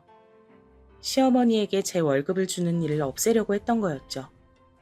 시어머니는 제가 마트를 그만두었다고 하니까 난리가 났습니다. 그러더니 우리 남편의 월급을 본인이 관리하겠다고 하더라고요.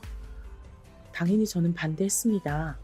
결국 제 고집이 이겨서 남편의 월급은 제가 관리했어요. 시어머니는 용돈을 달라고 했는데 제가 그동안 들였던 돈은 한 푼도 남기지 않고 이미 다 쓴 뒤였습니다. 저는 시어머니에게 50만 원을 드렸어요. 왜냐하면 이제 제가 집에 있으니까 아이들을 직접 돌보기 때문에 저 정도는 충분하다고 생각했습니다. 그런데 시어머니는 50만 원이 너무 적다고 100만 원을 달라고 하더라고요. 남편 월급이 300인데 100을 주면 생활을 할 수가 없었습니다.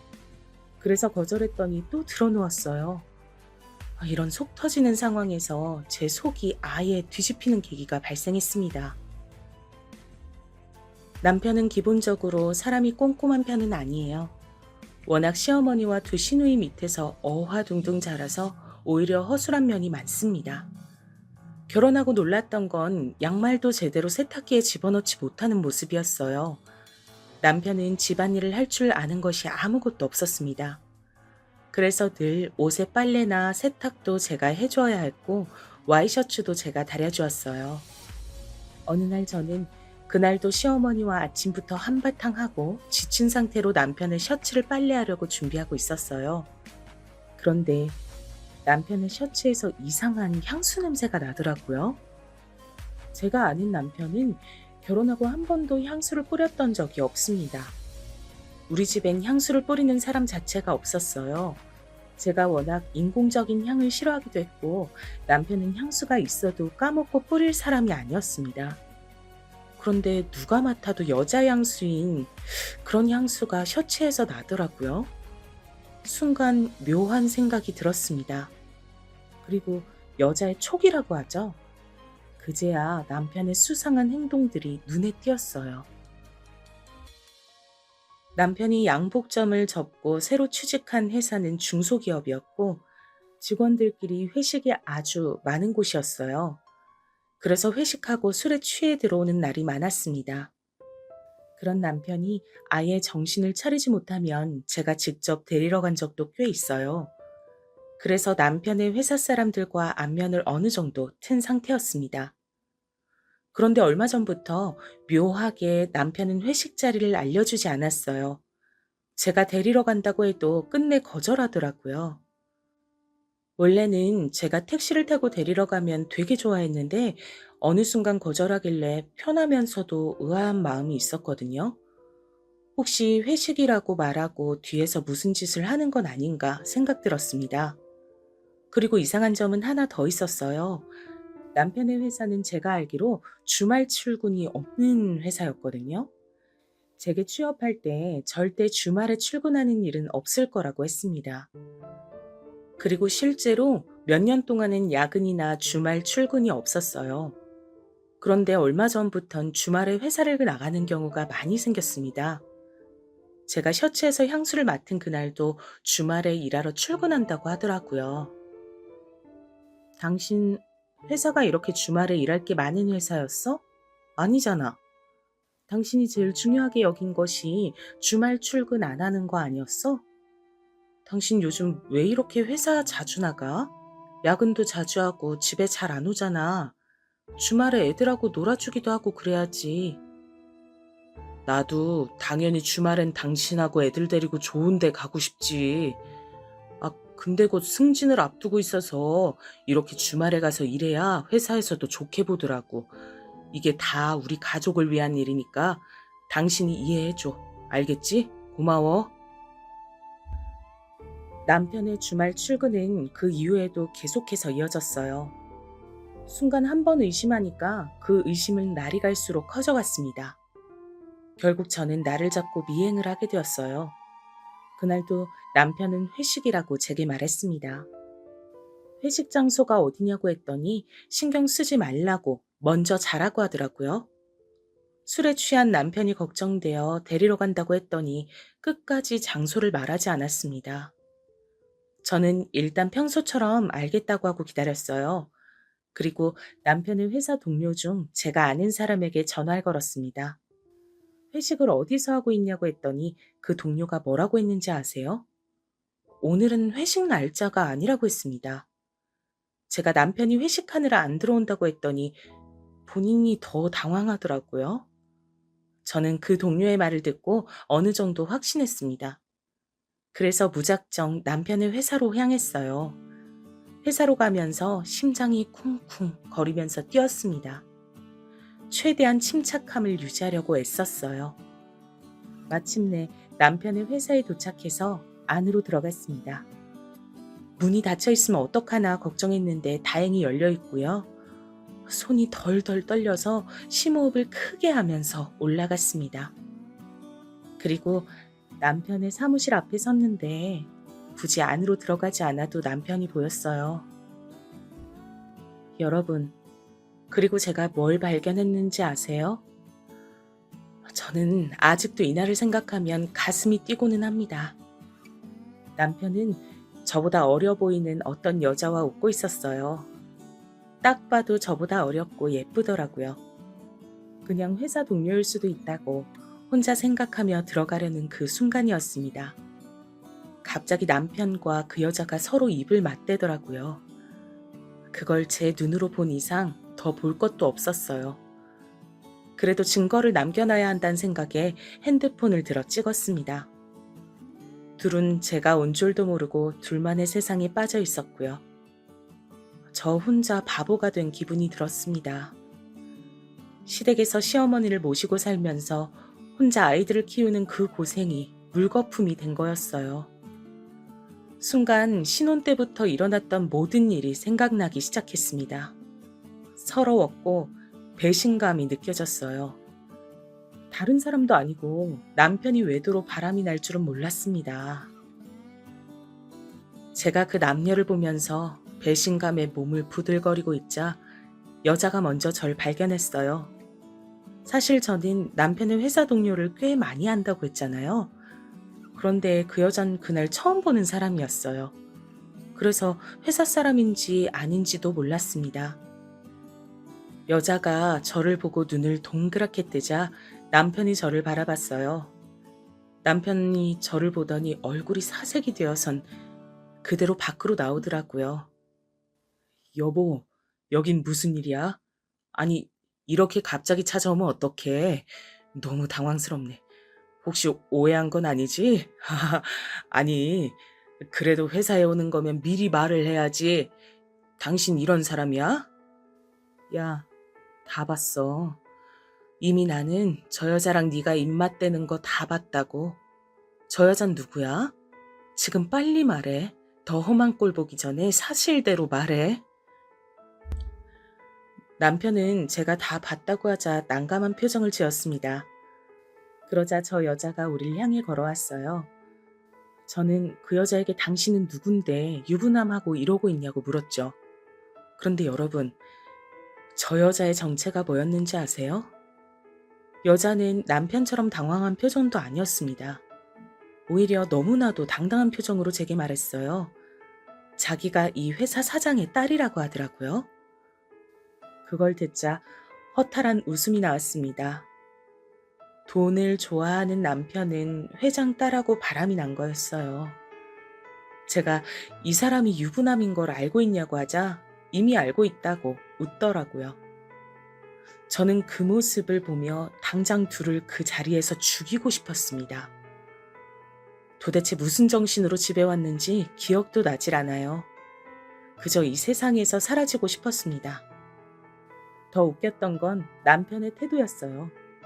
남편은 그 당시엔 당황한 표정으로 오해라고 하더니 상간녀와 무슨 말을 했던 건지 갑자기 당당하게 이혼 요구를 하더라고요. 처음에는 그냥 곱게 이혼해 주려고 했는데 생각해보니까 억울했습니다. 제가 왜 상간녀와 남편이 원하는 대로 해줘야 하는지 모르겠더라고요. 만약 이혼하면 둘은 저 없이 행복하게 살 거잖아요? 저는 그건 도저히 두고 볼 수가 없더라고요. 그래서 이혼은 절대 안 해줄 거고 법원에 가서 싸우자고 했습니다. 제가 무작정 절대 못한다고 드러눕자 이번엔 누가 나섰는 줄 아세요? 저랑 그렇게 사이가 좋지 않았던 시어머니였습니다. 시어머니는 며느리였던 절 아주 싫어했잖아요. 근데 남편이 회사 사장의 딸과 바람이 났다고 하니까 오히려 좋아했어요. 정상적인 사람이라면 본인 아들이 조강지철 버리고 딴 여자와 바람이 났다면 그 아들에게 뭐라고 해야 하는 거 아닌가요? 여러분, 저만 그렇게 생각하는 건가요? 말씀해 주세요. 시어머니는 상간녀를 대놓고 반겼어요. 상간녀는 저처럼 시어머니에게 대들지도 않고 남편을 조용히 내조할 거라고 믿더라고요. 심지어 우리 아이들에게 새로운 엄마가 될 사람은 부자라고 했답니다. 저는 남편과 시어머니는 꼴도 보기 싫었고 없는 정도 다 떨어진 상태였어요. 그런데 우리 아이들은 무조건 제가 데리고 갈 예정이었죠. 시어머니는 그러자 손자인 우리 아들은 놓고 가라고 하더라고요. 끝까지 그놈의 남아 선호 사상이 미쳐서 저러는 걸 보니 한숨도 나오질 않았습니다. 한편 제가 남편의 바람으로 너무 힘들어하니까 큰언니가 연락이 왔어요. 큰언니는 부자인 사업가 형부와 결혼해서 행복하게 살고 있었거든요. 제가 엉엉 울면서 그동안 있었던 일을 얘기하자 언니는 며칠 뒤에 연락이 왔습니다. 언니는 형부와 저랑 셋이 만나자고 했어요. 그리고 저는 그날 이혼을 다짐하게 되었습니다. 자기가 알아서 할 테니 일단 어느 정도 돈을 받고 이혼하라는 형부의 지시를 받았거든요. 마침 그때 남편과 상간녀는 살림을 합칠 계획이었어요. 시어머니는 제가 시댁에서 안 나가고 버티자 돈을 제시했습니다. 얘, 너 돈 때문에 그러는 거지? 내가 모를 줄 알아? 어휴, 내가 5억 줄게. 이 집 팔아서 줄 테니까 우리 아들한테서 떨어져. 우리 아들 행복하게 새 인생 살 거야. 알겠어? 5억? 알겠어요. 이혼할게요. 그 대신 뒷감당은 하실 수 있죠? 내가 절대 당신들 행복하게 살도록 두지 않을 거야. 각오해. 계좌번호 남겼으니까 당장 송금하세요. 돈 확인되면 서류에 도장 찍어줄 테니까. 저는 시어머니가 5억을 제시하자 기다렸다는 듯이 이혼 서류에 도장을 찍었습니다. 이 모습을 보더니 시어머니는 역시 돈에 미쳤다고 하더라고요. 진짜 돈에 미친 사람은 아이까지 있으면서 바람이 난 남편이었는데 말이에요. 아무튼 저는 그렇게 5억을 받고 아이들을 데리고 친정으로 오게 되었습니다. 사실 형부가 시킨 대로 행동하긴 했는데 막상 이혼하니까 너무 분했어요. 서러움이나 속상함보다는 분노에 가까운 감정이었습니다. 시어머니와 남편, 그리고 그 상간녀까지 모두 불태우고 싶은 마음이 컸어요. 이런 저를 보고 형부와 언니는 계획에 들어갔습니다. 그 계획은 바로 형부의 지위를 이용한 거였어요. 우리 형부는 알아주는 투자 사업가였거든요. 형부는 그 5억을 받고 역으로 상간녀의 회사에 접근했습니다. 그러더니 형부는 본인이 아는 지인들을 동원했어요. 이 과정은 며칠 만에 할 수 있는 것이 아니었습니다. 큰언니의 말대로 저는 일단 아이들을 돌보는 것에 집중했어요. 형부가 본인을 믿고 맡겨달라고 했거든요. 저는 그래서 서울로 아예 이사와서 아이들을 돌봤습니다. 그나마 다행이었던 건 우리 아이들이 아빠를 그렇게 좋아하는 편이 아니었단 점이에요. 왜냐하면 남편은 아이들과 제대로 놀아주지도 않았고 특히 외도하면서 아예 집에 오지 않은 날도 많았습니다. 저는 일부러 아빠의 잘못으로 이혼하게 됐다고 사실을 알렸어요. 그러자 우리 착한 딸과 아들은 제게 잘했다고 하더라고요. 특히 시어머니에게 차별을 심하게 당하던 우리 딸은 너무 기쁘다고 했습니다. 할머니를 더 안 봐도 된다고 하자 기분이 날아갈 것 같다고 하더라고요. 제 생각보다 너무 좋아하는 모습에 오히려 제가 미안한 마음이 들었습니다. 그렇게 제가 서울에 와서 일자리를 구해서 일하면서 아이들을 키우자 1년 정도 흐르고 드디어 형부에게 연락이 왔어요. 저는 사실 형부가 알아서 하겠다는 말을 들을 때 어떤 결과가 나올지 몰랐거든요. 큰언니에게 울면서 그들의 인생이 망했으면 좋겠다고 했어도 진짜 그게 현실이 될지 몰랐습니다. 그런데 저는 형부의 연락을 받고 너무 놀라 입을 다물 수가 없었어요. 왜냐하면 형부는 본인의 사업을 빌미로 접근해서 그 상간녀의 회사를 파산시켰거든요. 형부, 진짜로요? 어머 세상에. 그놈들 그러면 지금 어떻게 됐어요? 제가 바라던 대로 인생이 망했나요? 남편은 그 회사의 미래의 사장이 될 거라고 기대감에 한껏 부풀어 있던 상태였거든요. 저제 그동안 마음고생 진짜 심했지? 내가 나만 믿으라고 했잖아. 걔네 회사 완전히 망했어. 지금 마지막에 파산 맞겠다고 여기저기서 돈을 빌려서 빚쟁이가 됐어. 아마 처제한테 연락 갈 수도 있어. 원래 사람이 급하면 누구에게나 달려들거든. 저는 형부의 말을 듣고 너무 기뻐 웃음을 멈출 수가 없었습니다. 그리고 실제로 남편은 제게 연락이 왔어요. 상간녀와 행복한 미래를 꿈꾸던 남편은 현실은 빚더미에 앉게 됐으니까요. 남편은 제게 이혼할 때 주었던 5억을 다시 달라고 하더라고요. 그러면서 제게 자기가 잘못했으니 제발 돌아오라고 했습니다. 물론 저는 절대 5억을 주지도 않았고 재혼할 생각도 없다고 강하게 말했어요. 신혼 때부터 온갖 고생했던 걸 생각하면 자다가도 억울해서 눈이 뜨인다고 했죠. 그리고 더 웃겼던 점은 시어머니와 심지어 시누이에게까지도 연락이 왔어요. 형부의 말대로 돈이 급하니까 저한테까지 연락해서 제발 돈을 달라고 하더라고요. 시누이는 결혼할 때 제게 돈을 받아갔으면서 양심이 없어도 너무 없다고 생각했습니다. 그때 대출을 받느라 얼마나 고생했는지 시어머니도 알고 있었거든요. 그 생각에 잔뜩 화가 난 저는 그런 그들에게 돈이 100억이 있어도 줄 생각이 없다고 말했습니다. 그러자 시어머니는 본성을 드러내면서 저 때문에 남편의 인생이 망했다고 했습니다. 그 말을 듣는데 저는 예전부터 하고 싶었던 말을 참을 수가 없었습니다.